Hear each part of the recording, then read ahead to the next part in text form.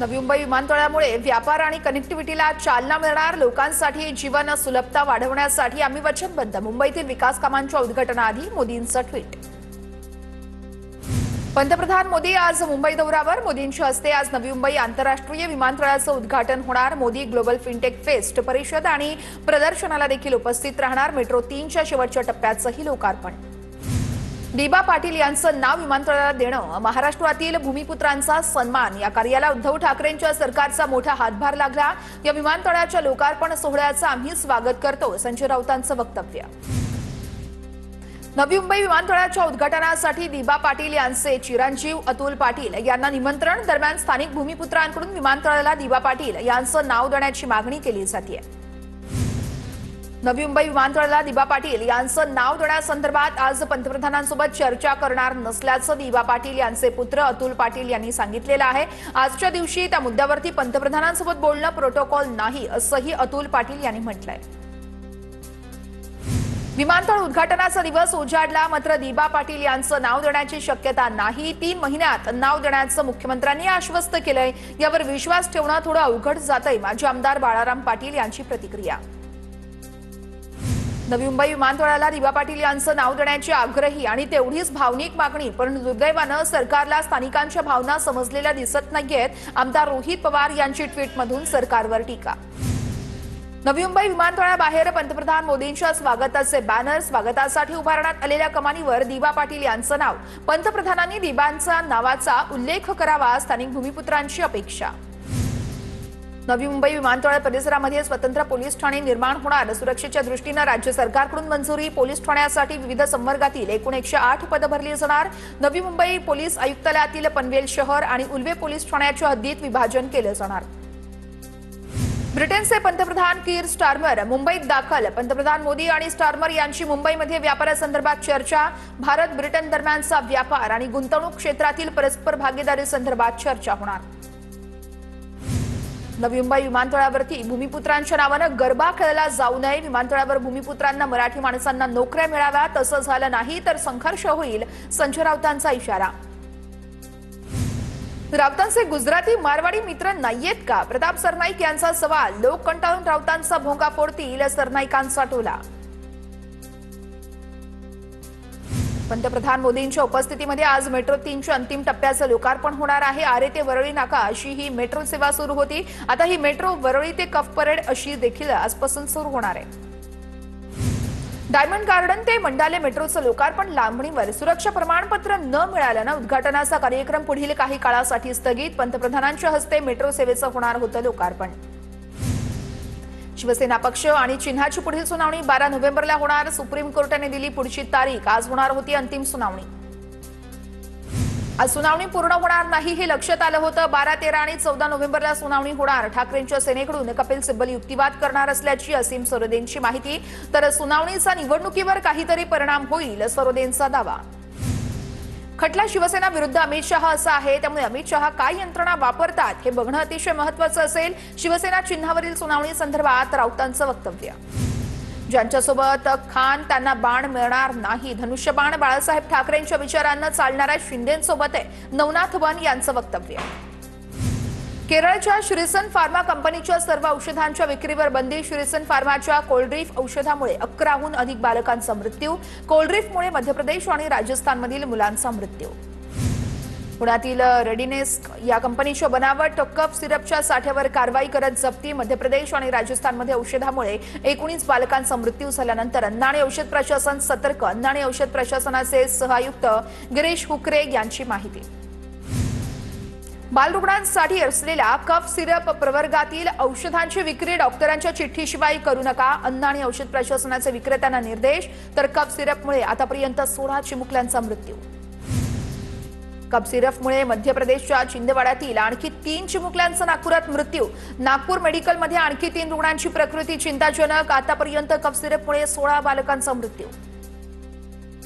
अजित पवारांनी पक्षात साप पाळलेले आहेत। अजितदादांच्या पक्षाचे नेते मराठ्यांच्या विरोधात आहेत। मराठ्यांविरोधात यांचं मोठं षडयंत्र आहे, मनोज जरांगेंचा हल्लाबोल।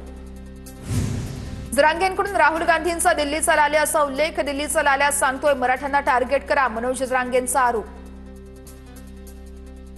जरांगे लहान वयातील बाल्या, त्यांना तसेच शब्द कळतात. जशी जरांगेंची बुद्धी तशी वृत्ती. काँग्रेस नेते विजय वडेट्टीवार यांची जरांगेंवर टीका.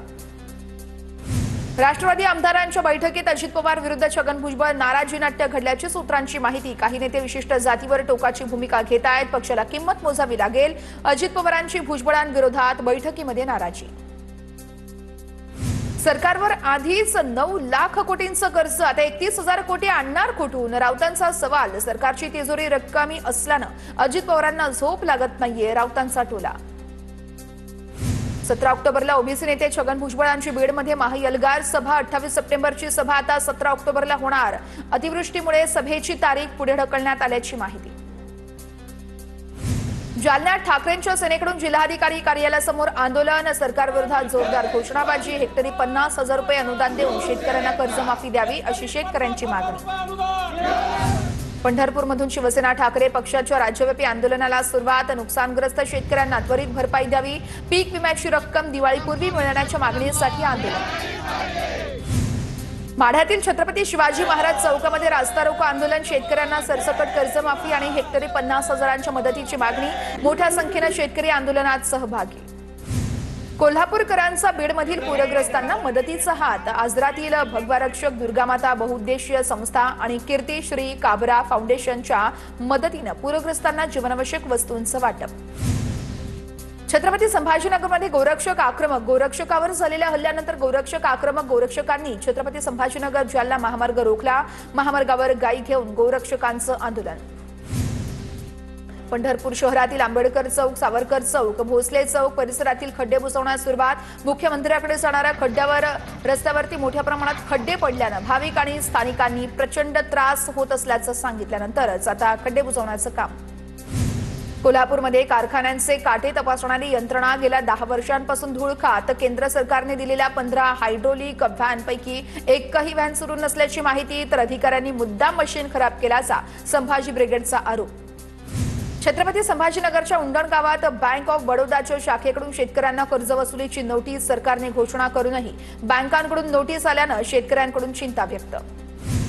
जळगावातील गिरणा नदीला पूर आल्यानं नदीकाठच्या शेतीला मोठा फटका. आव्हाणी शिवारातील 2.5 एकरावरील पपईची बाग जमीनदोस्त. शेतकरी मदतीच्या प्रतीक्षेत. रत्नागिरीत वातावरणाच्या लहरीपणाचा भात शेतीला फटका. वातावरणामध्ये सतत बदल होत आहेत, त्यामुळे भात कापणी रखडल्यामुळे हातातोंडाशी आलेलं पीक वाया जाण्याची शेतकऱ्यांना भीती. जळगावच्या मुक्ताईनगर, रावेर आणि भुसावळ्यामध्ये वन्य प्राण्यांकडून पिकांची नासधूस. शेतकऱ्यांचं मोठ्या प्रमाणात नुकसान. वनविभागानं उपाययोजना करण्याची शेतकऱ्यांची मागणी. अहिल्यानगरमधील संभाजीनगर मार्गावर एका वस्तीवर 15 फुटांचा अजगर आढळला. सर्पमित्र तर सर्प मैत्रीण शीतल कासार यांनी या अजगराला सुरक्षितरित्या नैसर्गिक अधिवासात सोडून दिलं. जळगावच्या मुक्ताईनगर, रावेर आणि भुसावळ्यामध्ये वन्य प्राण्यांकडून पिकांची नासधूस. शेतकऱ्यांचं मोठ्या प्रमाणात नुकसान. वनविभागानं उपाययोजना करण्याची शेतकऱ्यांची मागणी. अहिल्यानगरमधील संभाजीनगर मार्गावर एका वस्तीवर 15 फुटांचा अजगर आढळला. सर्पमित्र तर सर्प मैत्रीण शीतल कासार यांनी या अजगराला सुरक्षितरित्या नैसर्गिक अधिवासात सोडून दिलं. सोलापुरातील समर्थ बँकमध्ये ठेवीदारांचा गोंधळ. समर्थ सहकारी बँकेवर आरबीआयचे निर्बंध आल्यानं ठेवीदारांकडून गोंधळ घालण्यात आला. यावेळी समर्थ सहकारी बँकेच्या शाखेत ठेवीदार महिलांना अश्रू अनावर. नाशिक शहरामध्ये विविध पोलिसांच्या समर्थनार्थ बॅनरबाजी. तर विविध ठिकाणी ही बॅनरबाजी. आता काढा दंडा, भयमुक्त नाशिक हाच अजेंडा, असा बॅनरवर उल्लेख. नागपुरातील कपिलनगर पोलीस स्टेशन हद्दीमध्ये सुगंधित तंबाखूच्या कारखान्यावर पोलिसांची धाड. सुगंधित तंबाखूची तस्करी करणाऱ्या 2 आरोपींना अटक.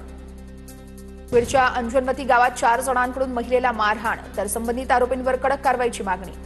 गोंदियामध्ये महाप्रसादादरम्यान 2 गटात हाणामारी. मारहाणीचा व्हिडिओ सोशल मीडियावर व्हायरल. हाणामारीमध्ये महिला आणि पुरुष गंभीर जखमी.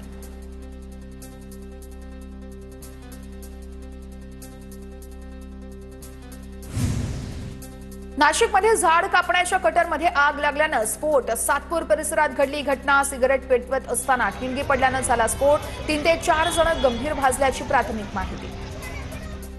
नाशिकच्या निफाड तालुक्यातील जळगाव फाट्यावर गोळीबार प्रकरणी एका आरोपीला अटक. स्थानिक गुन्हे शाखेसह निफाड पोलिसांची संयुक्त कारवाई. यावेळी आरोपीची पोलिसांनी निफाड शहरातून धिंड काढली. अहिल्यानगरमधील कोपरगावच्या दुय्यम कारागृहात न्यायालयीन कोठडीत असलेला विनोद पाटोळे या 34 वर्षीय आरोपीचा संशयास्पद मृत्यू. कोपरगाव पोलिसांनी आकस्मिक मृत्यूची नोंद केली आहे. अधिकचा तपास केला जातोय.